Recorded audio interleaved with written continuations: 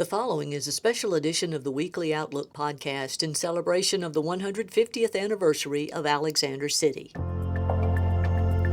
Welcome to the Weekly Outlook. I'm Caitlin Fleming, Managing Editor for Tallapoosa Publishers. Today's episode features TPI Talk host Scott Hardy and his guest Fred Dobbs, reminiscing on the growth of one of Alex City's longest-running auto dealerships. Also, clearing up rumors about Hank Williams' time in Alex City and the real Kowaliga Indian.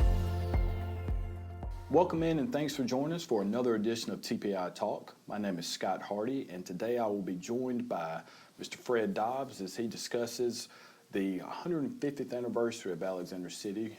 We're proud to partner with Tallapoosa Publishers and the Alex City Outlook as we look back on the history of Alex City and all the people who helped shape it. And you can't talk about Alexander City without talking about Mr. Dobbs. So Mr. Dobbs, thanks for joining us today. Well, thank you for having me, Scott. Yes, sir. And as I was saying, you've played a significant role in the history of Alexander City. What are some of your fondest memories growing up and just as you've gotten older in the community? Alex City was just a wonderful place to grow up.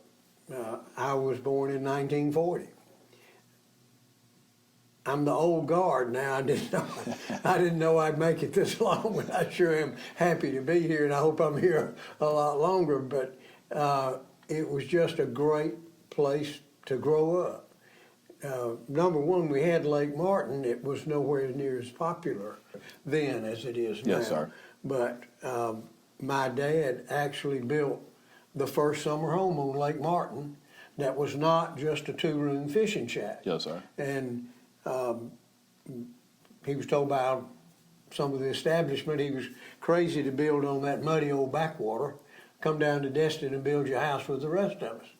But he had bought him a inboard boat after the Second World War, and he just wanted to play with it, and he built a cabin down there on Russell property that they thought they could sell it, but they wound up just leasing it to him. But this was 1946, and you know what's happened to the lake Yes, since sir. then. A fond memory of that time, and people ask me now what are some of the changes I've seen on Lake Martin. Well, at that time, this cabin is the Hank Williams cabin known, because Hank stayed there. All right, it's right there by Kowaliga Bridge. Well, you can see all the way down to the power lines. If you saw three boats coming up the lake together, everybody ran out on the end of the pier and watched. Now, if there's less than three boats, everybody runs out on the Yes, sir. pier and looks at the view. That's how Lake Martin has changed. And but it was great growing up with a place like that, and then living here in town. I've been on the lake since I was 6 years old in that respect, and I moved there permanently in 1972. I built the first house at Willow Point, and I'm still there, and I've enjoyed that. How we got to Alex City, my grandfather and father and grandmother were from Sand Mountain, Boaz and Albertville, and Fort Payne. And my grandfather was a partner in a Chevrolet dealership up there. And he wound up buying the Chevrolet dealership here in Alexander City from Mr. Fred Young. And I have a copy of the original bill of sale for that dealership. Wow. One piece of paper. Wow. And there are so many errors in it that if a lawyer got a hold of it today, I'd probably have to give it back to the Young family. And it always bothered me. I've had this a long time, but I didn't find it till after my grandfather died. He was a stickler on ethics, and especially with figures and grammar. This starts off Alexander City, Alexandey, September 31st, 1935. There is no September 31st. That is correct. The entire sold to W.F. Dobbs, our entire stock of automotive parts, accessories, tires and tubes and furnitures, and law office furniture, safe, parts bins, counter, shop equipment under the following terms and prices. A check for $500. Amount due September 24th, 1935. This is dated September 31st, $12.50. Note due January 31st, 1935, $1,000. Totaled up $2,750 for the Chevrolet dealership. You sell a dealership now like I did 3 years ago, you got an encyclopedia laying here. Yes, sir. The deal is, that was an agreement between two gentlemen and it stuck. And that's, that's how it used to be. And Yeah. I think that a lot of the things that took place, especially from a business standpoint, that really promoted our community was dealt on, gentlemen's Yeah. handshakes. And so at that time period, you weren't as concerned about somebody going against their word because that meant something back then if you gave somebody their word. I mentioned that my grandfather was a stickler about everything being correct, and that worried me about who drew this up. Then when Kenneth Boone bought my grandparents' house and my sisters moved everything out of the attic, we found the articles of a co-partnership where my grandfather and father founded the company that was Dobbs Chevrolet at that time. And as you can see, there are no mistakes in that one. And this was done on the 23rd day of September, 1935. So that's how we wound up in the car business in Alexander City, was just with Chevrolet. Then in 1939, my dad got the Buick dealership. They were in a building over there where Strand Park is now. After the Second World War, they built the building that is now the Muscle Car Museum. Then in 1955, Dad built this building down here. General Motors made them separate the two dealerships. Because my grandfather was a Chevrolet dealer and my dad was the Buick dealer, and they were operating in one building. And General Motors wouldn't allow that, so they just built another building and moved down here, and that kind of backfired on GM because by 1959, they not only had Chevrolet and Buick, they had the rest of General Motors. Yes, sir. So that was up for us. And that's the way it stayed until just before my grandfather and father died, and that happened within 100 days of each other. Mr. Kerry Cox had gone to work for my grandfather, and he bought the Chevrolet dealership. And then after Dad and my granddad both died, I wound up with the dealership down here. Both my dad and granddad were General Motors dealers for over 25 years, and I made it 47. 47 years. Yeah. So, again, we're talking about the dealership, and obviously, the Dobbs name is synonymous with that family business and was a part of the community forever. Well, the community was very important to us, and my family has been very involved in civic activities. All of us were involved with the Chamber of Commerce, the Red Cross, of course, the Baptist Church was our church, and we believed in giving back to what supported us. So Alex City has just been a wonderful place and still is. We've been hurt, yes, with the loss of the textile industry here, and especially Russell, but thank goodness we've got Lake Martin and Russell Land still carrying on and employing. I guess they're probably the third, fourth largest employer in the area. So it's still very important. But my teenage and younger years until I went off to college, it was just absolutely great growing up around here. Very low crime rate. I don't think there were very few of my classmates ever drank anything until we got out of high school. Because it was a dry county. That may have played a part in it. That played a little bit of it, but it was just good, clean living, and everybody got along. So how long were you actually over the ownership of the group? I inherited the dealership in 1971, but I had gotten out of school in 64. I was back here, and I went to work in the dealership in 64, and then my dad died in the fall of 71, and my grandfather died in 72. And so I had it from 71 till 2 years ago. Well, it seems like everybody has some tie. If you lived in this community long enough, you had some tie to Russell Corporation. And we interviewed earlier. We interviewed Miss Jane Howland. She was saying how the cars for the salespeople were with your dealership. So there's always that tie-in with Russell there. Russell Athletic, in their heyday, had their own salespeople in every state in the country. And they leased vehicles from me for them. And I had them in every state in the country.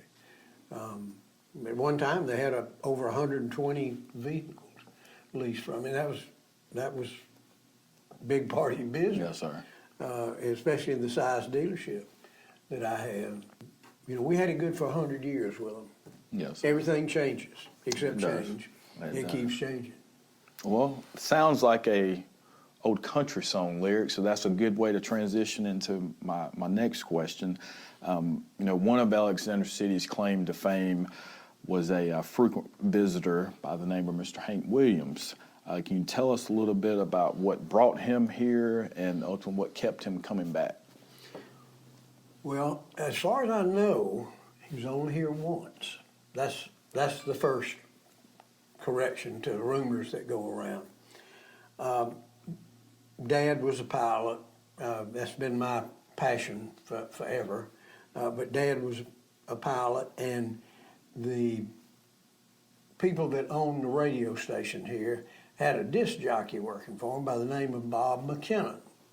He's a distant cousin of my Chapel side of mother side of the family, and he and Hank were really good friends.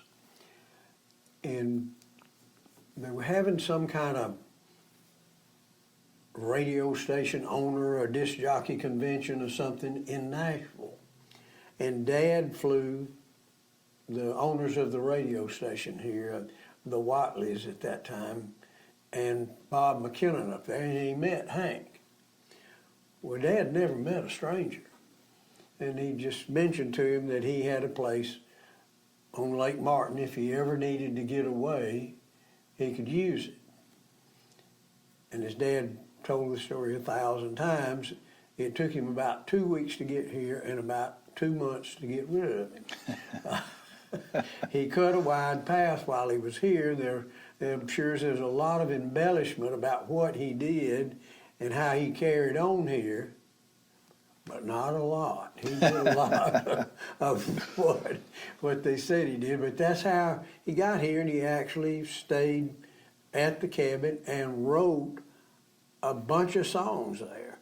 Now, he was here in like September of 1952. He died, I think, on New Year's Eve that same year. Yes, sir. But he wrote a lot of songs while he was here. And Jet's mother, his daughter, was with him part of the time that he was here. And she was pregnant with Jet. Huh. And you know the story about Jet. She didn't know who she was till she was a grown person. Yes, sir. So that's how Hank wound up here. And I've got a lot of stuff that's on Hank that and Russell Lands restored the cabin and put it back where it was. They had moved it. And this picture that is... We've got to talk about the picture, yeah. All right. That's a picture of Hank at the Elliott City Jail. And my dad and Bob McKinnon were getting him out of jail. and he got in there more than once. I don't know how many times they got him, but they took him back to the cabin and left him and took his car away from him, and Dad said he almost beat him back to town. So that's the story there. Russell Lands has put the cabin back and restored it from these pictures to the condition it was in, and believe it or not, some of the original furniture is still in there. Really? Yeah. Lou Ann Russell did an exceptional job of redoing the thing from the few photographs that we had of the inside of the place. Yes, sir. And that's still a pretty big attraction. It is. You know. It is. But that's how Hank wound up here, and there's some articles that I've got that Bob McKinnon wrote before he died explaining all of that. But Hank, as far as I know, was only here for that one trip. But he did write a whole lot of songs while he was here. Kowaliga and Your Cheating Heart were the two main ones, Yes, most sir. popular ones. But he was, I guess, in his prolific writing stage while he was here, because he left in his will these other songs and left Jet as the heir to them. And they were never published until a few years ago.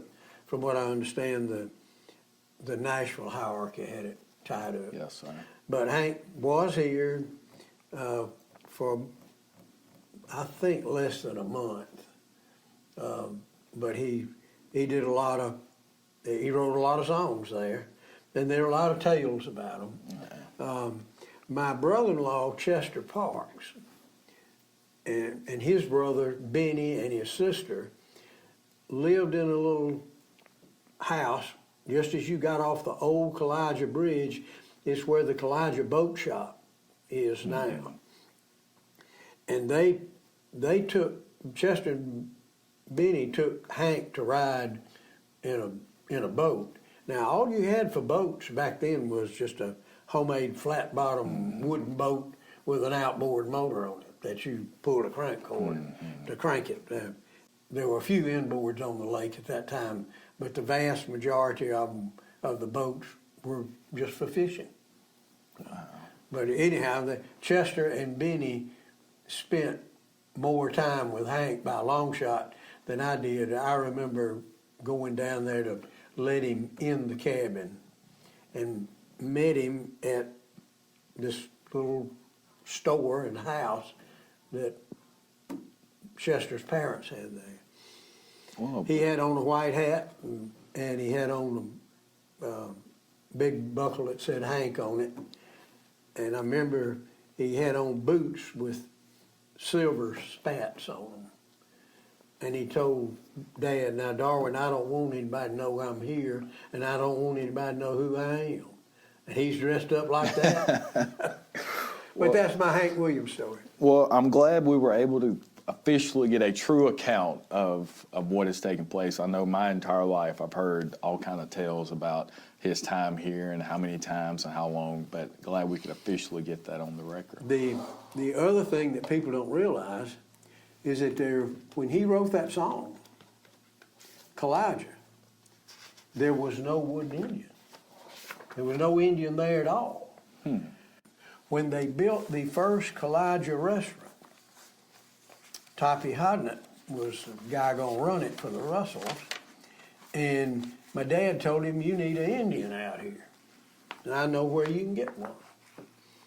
All the Pontiac dealers back in the 50s had a plaster of Paris statue of Chief Pontiac.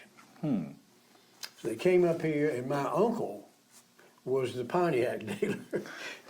And that's where they got the first Kowaliga Indian, and he's still Chief Pontiac that's down there. Andy Thomas, who is from Alex City, who is still alive, and he's 92 and still flying, retired United captain, used to run the boat shop at Kowaliga. And the first one got deteriorated real bad. And Andy said he knew exactly where the second one came from. He got it from the Pontiac dealer in Sylacauga. So I know where the first one came from. I know where the second one came from. And they got vandalized and stuff. The last one and the current one that's down there, Frank and Pat Crump made it from scratch. And Frank used to drive for me, and I knew that there was one in Coleman at the Pontiac dealership up there. So Frank and Pat made these pictures up there and came back and built one. And it's out of concrete. So that's the one at Kowaliga now. So I know where the first two came from, and I know where the last one came from. Yes, But it's actually a Chief Pontiac statue rather than Kowaliga. You learn something new every day. You're a wealth of knowledge, especially when it comes to Alexander City history. So we do appreciate you spending a little bit of your time with us today, and hopefully later you and I can maybe get together. I'd love to hear some more of the history and the stories of our great community. But Mr. Dobbs, I really appreciate you joining us today. Thank you for having me. Yes, sir. Good to see you again. Yes, sir. Well, this has been another edition of TPI Talk. My name is Scott Hardy. See you next time. Thanks for joining us for the special edition of the Weekly Outlook. To be notified when we upload our next episode, like the podcast on Spotify, Google Play, Apple Music, or wherever you listen to podcasts. You can support the Weekly Outlook by subscribing at alexcityoutlook.com/subscribe, or click the listener support link below.